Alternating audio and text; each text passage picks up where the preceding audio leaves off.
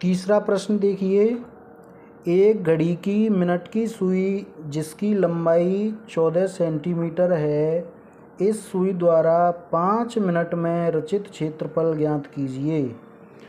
तो समझने के लिए पहले हमने ये बना ली घड़ी। ये घड़ी की मिनट की सुई है जो इस वृत्ताकार घड़ी यानी वृत्त की त्रिज्या है जिसकी लंबाई दी है 14 सेंटीमीटर।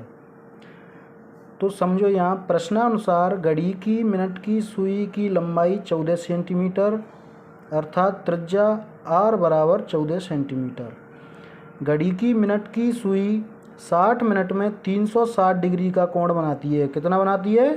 360 डिग्री का। तब 1 मिनट में बनाएगी 360 भाग 60 बराबर 6 डिग्री। 1 मिनट में मिनट की सुई कितना कोण बनाएगी? 6 डिग्री का। तो 5 मिनट का कोण 6 डिग्री गुणा 5 बराबर 30 डिग्री। तो ये हमारा कोण आ गया 30 डिग्री का। कितना आ गया?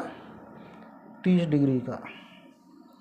तो त्रिज्य खंड का क्षेत्रफल बराबर पाई आर स्क्वायर थीटा बटे 360 में मान रखने पर क्षेत्रफल बराबर पाई आर दिया है 14 का वर्ग गुणा थीटा है इसमें 30 डिग्री गुणा 30 डिग्री बटे 360 बराबर पाई का मान यहाँ रख दिया 22/7 गुणा 14 का वर्ग है तो 14 गुणा 14 गुणा 30 बटे 360।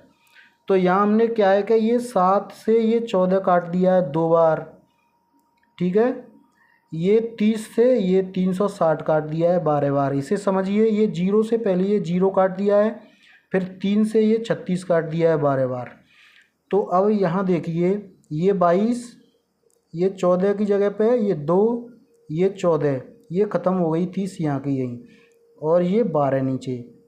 अब ये इसको भी काट दिया हमने, ये 2 से 6 बार। तो यहाँ देखिए 22 गुणा 14 भाग 6। तो अब ये 6 भी काट दिया हमने 2 से 3 बार, ऊपर ये 22 कट गया 11 बार। तो 11 गुणा 14 भाग 3।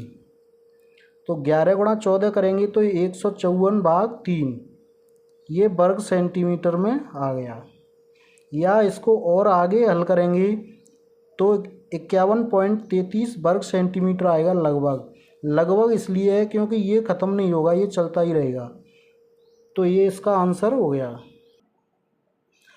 ये चौथा प्रश्न देखें, 10 सेंटीमीटर त्रिज्या वाले एक वृत्त की कोई जीवा केंद्र पर एक समकोण बनाती है। समकोण मतलब 90 डिग्री का कोण बनाती है। तब निम्न के क्षेत्रफल ज्ञात कीजिए। संगत लघु वृत्तखंड, संगत दीर्घ त्रिज्यखंड।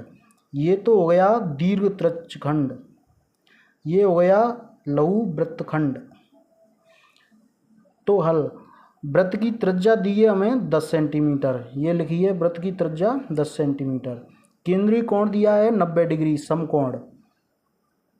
लघु त्रिज्यखंड का क्षेत्रफल होता है पाई आर स्क्वायर थीटा बटे 360। तो मान रखने पर इसमें पाई का मान हम रखेंगे 3.14 गुणा 10 का वर्ग गुणा 90 बटे 360। तो 3.14 गुणा 10 का वर्ग हो गया 100 गुणा 90 बटे 360। ये 90 से हम इसको काट देंगे 4 बार, ठीक है। तो 3.14 गुणा 100 बटे 4। अब इसको भी 4 से काट देंगे 25 बार। तो 3.14 गुणा 25। लघु त्रिज्यखंड का क्षेत्रफल बराबर 3.14 गुणा 25 बराबर 78.50 वर्ग सेंटीमीटर आ गया। अब देखो, संगत लघु वृत्तखंड का क्षेत्रफल बराबर लघु त्रिज्यखंड का क्षेत्रफल माइनस त्रिभुज ए ओ बी का क्षेत्रफल। ये ए ओ वी का क्षेत्रफल। अब इसमें लघु त्रिज्यखंड का क्षेत्रफल निकाल लिया हमने 78.5 माइनस 1/2 आधार गुणा ऊंचाई। क्योंकि ये त्रिभुज है, समकोण है, तो समकोण त्रिभुज के क्षेत्रफल का फॉर्मूला होता है 1/2 आधार गुणा ऊंचाई। तो आगे देखो 78.5 माइनस 1/2 गुणा 10 गुणा 10। यहाँ इसका आधार भी 10 सेंटीमीटर है और ये ऊंचाई भी 10 सेंटीमीटर है। तो चूँकि ये क्या है कि समकोण है, तो 78.5 माइनस 50, 10 गुणा 10 बराबर 100 हो गया। ये देखो यहाँ